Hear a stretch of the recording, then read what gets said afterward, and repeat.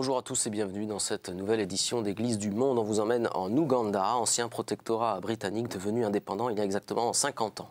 Entouré par la République démocratique du Congo, le Kenya, le Rwanda, le Sud-Soudan et la Tanzanie, l'Ouganda tire son nom de l'ancien royaume de Buganda, l'un des 4 royaumes constitutifs de la République indépendante.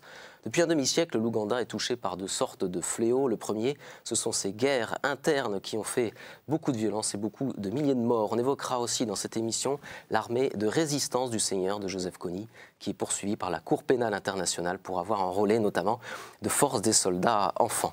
On va parler aussi d'un second fléau dans cette émission qui porte le nom de SIDA, contre lequel les chrétiens luttent très activement avec des signaux d'espoir, puisqu'on va le voir, le taux de prévalence du SIDA baisse en ce moment en Ouganda. Dans ce pays d'environ 25 millions d'habitants, 85% de la population est chrétienne, répartie à peu près à moitié entre anglicans et catholiques, un héritage de l'histoire. On va le voir dans cette émission avec notre invitée, sœur Claire-Michèle Dio. Bonjour ma sœur. Bonjour. Alors vous êtes religieuse, vous avez été missionnaire pendant 35 ans en Ouganda, vous faites partie de... Vous êtes sœur blanche, comme on dit. Oui. Et vous êtes pharmacienne de formation, ce qui est important, on en parlera aussi peut-être dans votre expérience. J'ai fait mes études de pharmacie à la faculté de pharmacie à Paris, avant d'aller faire un séjour en Algérie et avant de commencer ma formation initiale. En France. Et après votre formation initiale, vous êtes parti en Ouganda, c'était en 1966 ? Après avoir fait profession, je suis allée en Angleterre pour une formation supplémentaire. Et puis j'ai été nommée en Ouganda, en République d'Ouganda, où je suis arrivée en octobre 1966. Quand vous êtes arrivé en Ouganda, qu'est-ce qui vous a marqué? C'était quelques années après le début de l'indépendance. Oui, j'ai remarqué qu'on parlait encore beaucoup du protectorat britannique et que le pays commençait à vivre ses premières années d'indépendance. Et est-ce qu'il y a des choses qui vous ont frappé, alors qu'il s'agisse d'un aspect religieux, d'un aspect social, d'un aspect politique, quand vous êtes vraiment arrivé au tout début en Ouganda? Ce qui m'a beaucoup frappé, c'est l'existence des religieuses ougandaises qui avaient pu commencer assez tôt. On m'a dit que les premières sœurs faisaient partie de cette descendance des martyrs de l'Ouganda. Vous savez, les martyrs de l'Ouganda ont donné leur vie pour la foi dans les années 1885-1887.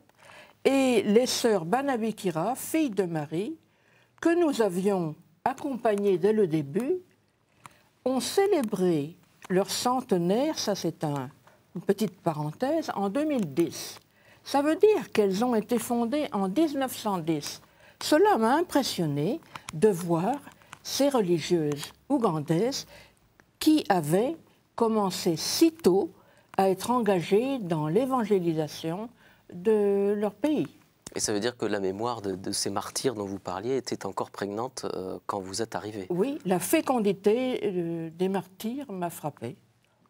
Alors, il y a eu, depuis l'indépendance, un demi-siècle, je le disais un peu en préambule, de grandes difficultés, notamment des grands conflits internes à l'intérieur de l'Ouganda. Et notamment, alors, dans les années 80, il y a eu l'émergence de l'armée de résistance du Seigneur, de Joseph Kony, dont l'objectif était de renverser le président ougandais, Museveni, et d'installer un système théocratique fondé sur les principes des 10 commandements. C'était en tout cas son objectif. Un leader qui était poursuivi, et qui l'est toujours d'ailleurs, par la Cour pénale internationale pour crimes de guerre et crimes contre l'humanité. Il a notamment enrôlé de force des enfants soldats. Et récemment, une vidéo a été réalisée et diffusée sur Internet par l'ONG Invisible Children, une vidéo qui dénonce les méfaits de Joseph Kony, le leader de cette armée. Je vous propose de regarder un extrait de cette vidéo. For 26 years, Kony has been kidnapping children into his rebel group, the LRA.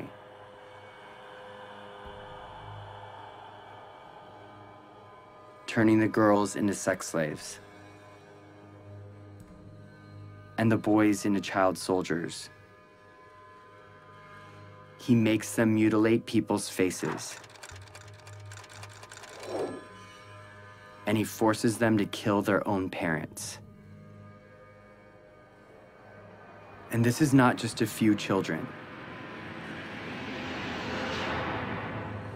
It's been over 30,000 of them. And Jacob was one of those children.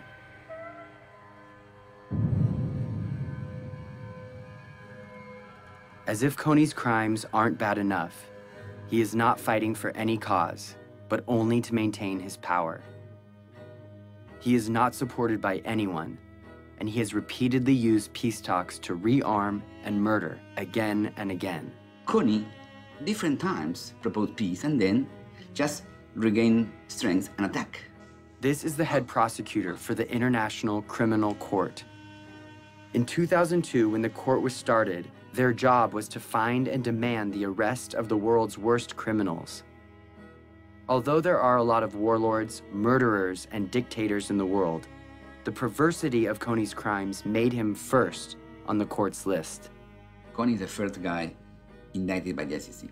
But the crime basically are these: crimes against humanity and war crimes committed against the civilian population, including murder, sexual slavery, rapes, abductions. We need to plan how to arrest Kony. Start to plan and start to be serious. In fact, the only way to stop Kony is showing him, guy, we're going to arrest you.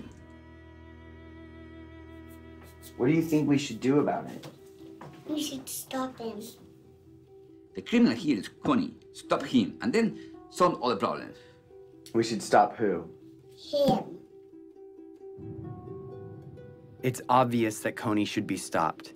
The problem is 99% of the planet doesn't know who he is. If they knew, Kony would have been stopped long ago.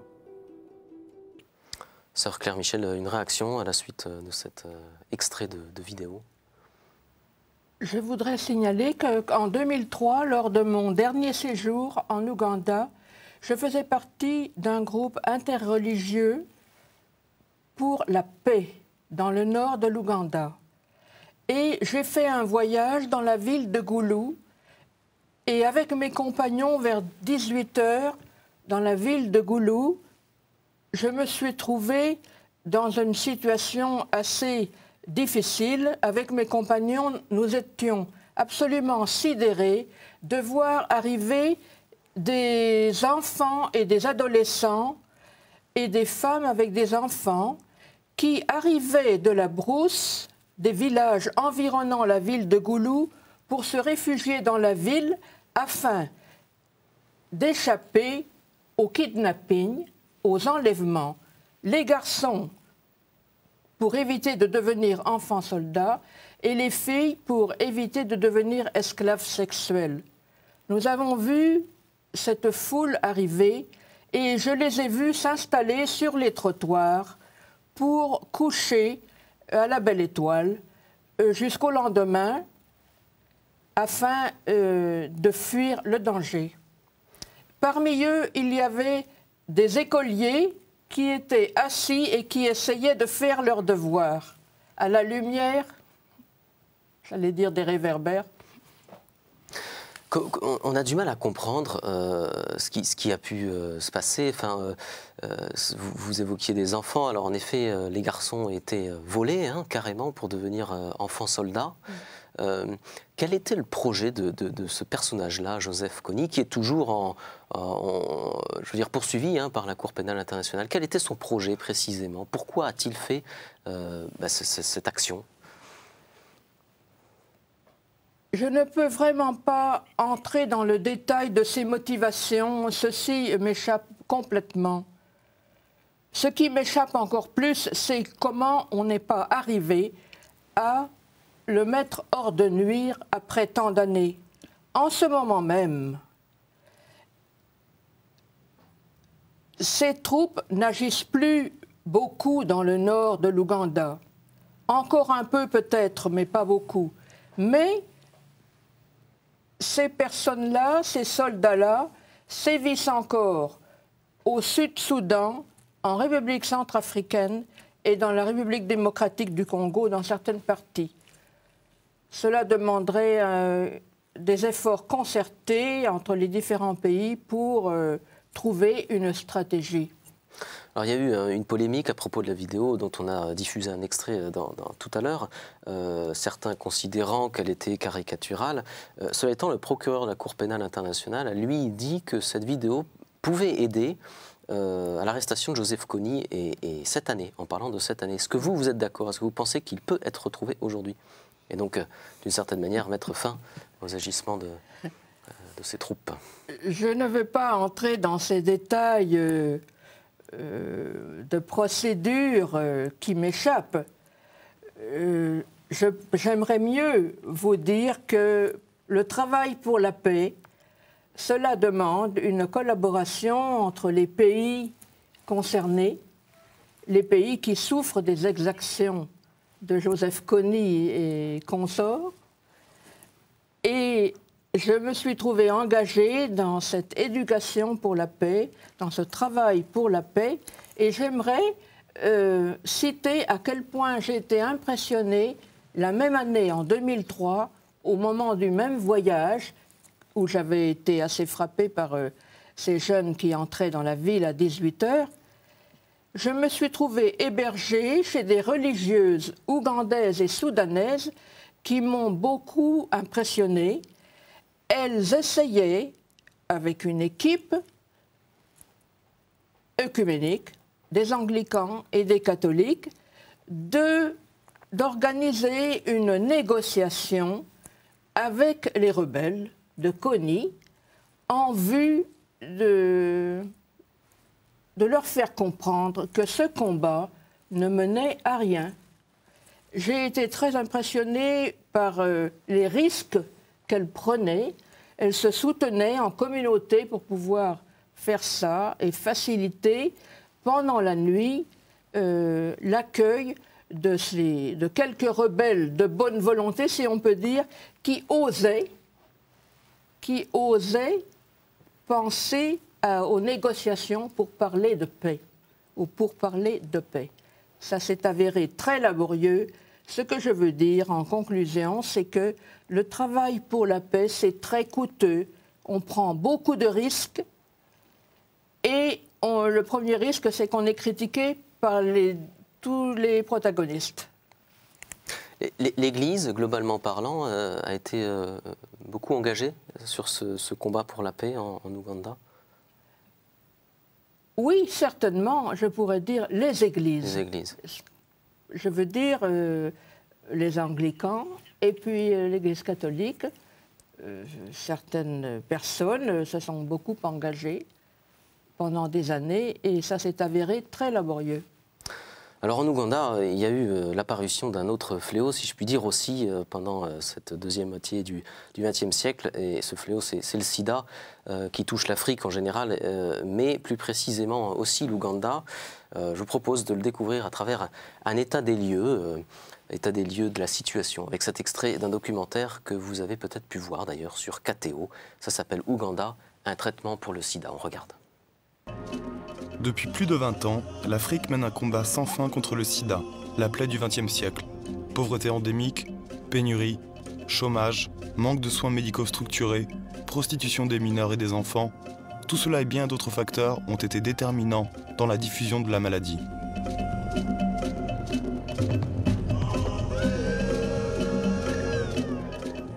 « 60% de la population vit au-dessous du seuil de pauvreté. Les filles doivent se prostituer pour acheter du pain pour leurs frères et sœurs. Il y a 3 familles ici, à côté de nous. Les 2 parents sont morts du sida. Les filles peuvent tomber enceintes et le taux d'avortement est, nous le savons, terrifiant. Il y a 1,5 million d'avortements chirurgicaux par an, sans compter ceux des arrière-cours.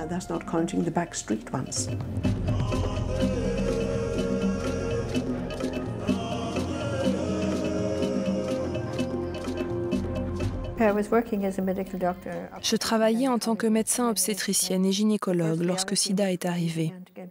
La première réalité à laquelle nous avons été confrontés a été l'arrivée de beaucoup de malades que nous ne pouvions plus gérer dans les hôpitaux. J'ai vu tant de douleurs et tant de gens malades et mourir du sida que j'ai fini par réaliser que l'on pouvait prévenir cette maladie. J'ai participé à des campagnes d'information et de statistiques sur le mode de diffusion de la maladie. mais rien ne semblait changer.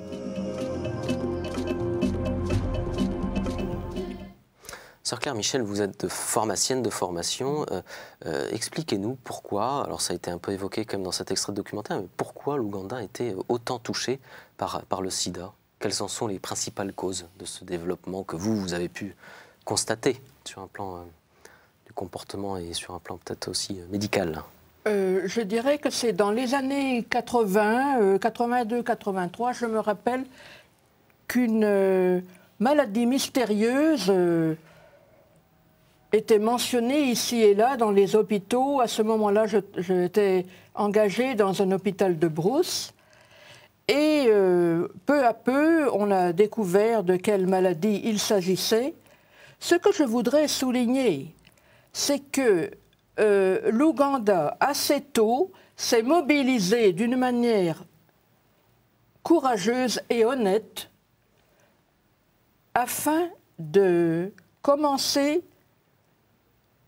à sensibiliser, conscientiser la population.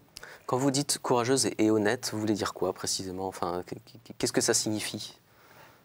Eh bien, peut-être que d'autres pays africains ont été moins rapides à dénoncer ce qui leur arrivait, à le reconnaître, à y faire face, et à commencer à déclencher un essai de transformation sociale. Je voudrais vous expliquer dans les détails un peu comment ça se passait. Expliquez-nous. Oui. Alors, par exemple, il y avait des affiches dans les bureaux, dans les lieux publics, je vais le dire en français, bien sûr, « Aimer fidèlement ». Par exemple... C'est ce qui était écrit dans ces lieux oui, publics. Oui, oui, aimer fidèlement.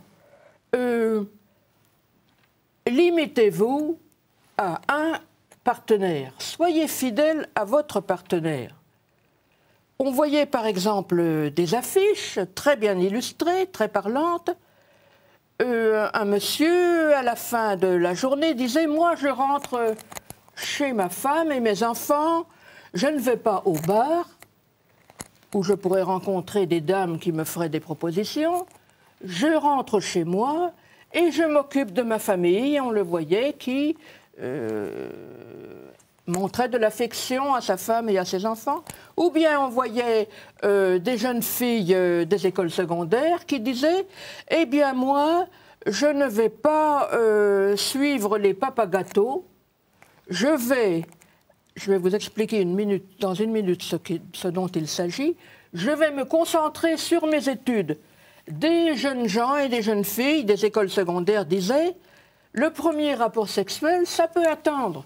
Moi, je fais mes études pour gagner ma vie le plus vite possible, avoir un métier, je me concentre là-dessus, et voilà ce que j'ai décidé de faire. » On voyait des affiches de ce genre, et pas seulement dans des cercles d'action catholique ou je ne sais quel lieu plus religieux, mais aussi avec des affiches, des brochures, etc. Et puis, il y a eu aussi des évaluations de ces méthodes pour voir si elles touchaient le public, etc. Et puis aussi, on a essayé dans les casernes ou pas seulement parmi les enfants des écoles primaires et secondaires, mais aussi les jeunes adultes. Ça a été un très bel effort. Je voudrais aussi dire quelque chose sur ce que cette religieuse, là je connais très bien la personne qui est apparue sur l'écran, c'est une religieuse chirurgienne qui a lancé, elle en parle dans son émission. Et on va en parler aussi encore, oui, tout à fait. Le mouvement Youth Alive, jeunesse vivante. J'aimerais dire quelques mots là-dessus, quand vous me permettrez. Alors, nous allons en parler. On va d'abord justement voir un aperçu de ce programme, qui est un programme Jeunesse vivante, éducation pour la vie, que je vous propose de découvrir à travers cet extrait de ce même documentaire. On regarde. La solution était l'éducation pour la vie et le programme de changement de comportement basé sur l'abstinence avant le mariage et la fidélité dans le mariage. Un programme qui, non seulement peut sauver des centaines de milliers d'Ougandais de la mort, mais toute l'Afrique. Éducation pour la vie a commencé en Ouganda, avec changement de comportement, avec sœur Myriam. Elle a elle-même diagnostiqué cette maladie aussi loin que 1982. À partir de ce moment-là, un autre médecin est venu et ils ont mis sur pied conjointement le programme Changement de comportement. Ils faisaient la tournée des écoles, alertant les étudiants sur l'existence de cette maladie. L'un des professeurs leur a dit « Nous voulons que vous fassiez autre chose. Vous nous parlez de cette maladie, mais vous ne nous dites pas comment la prévenir. » En conséquence, ils ont travaillé et mis au point Éducation pour la vie, changement de comportement. Sister Myriam Duggan, qui a vu une réalité sur le terrain de quasi 2 générations qui étaient en train de disparaître du sida et une foultitude de jeunes enfants orphelins dont les grands-mères ne pouvaient à peine s'occuper. Et elle s'est rendue compte qu'il y avait absolument quelque chose à faire et il s'agissait de changer le comportement qui était davantage lié au respect et à la chasteté, au respect de l'autre, un autre regard sur l'autre qui était celui d'une personne et non pas d'une chose dont on pouvait se servir. Alors, sœur Claire Michel, on a pu constater ces dernières années une baisse du taux de prévalence du VIH de 15% à 6%, enfin en tout cas c'est les chiffres qui sont donnés. Autrement dit, une baisse, c'est le signe qu'il y a un espoir en Ouganda sur cette question du sida et que les choses vont dans le bon sens?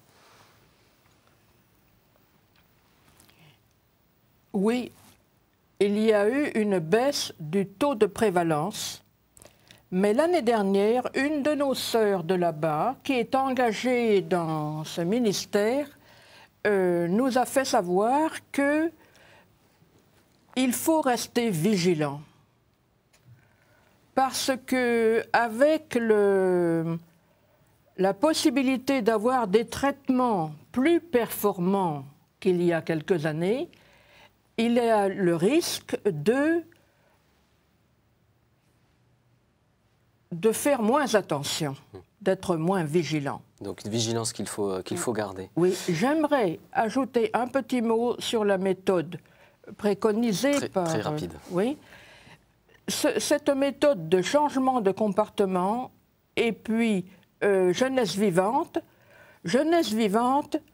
s'adresse à des personnes qui ont des bases chrétiennes ou qui peuvent comprendre les bases chrétiennes et les apprécier, disons des bases humanistes peut-être.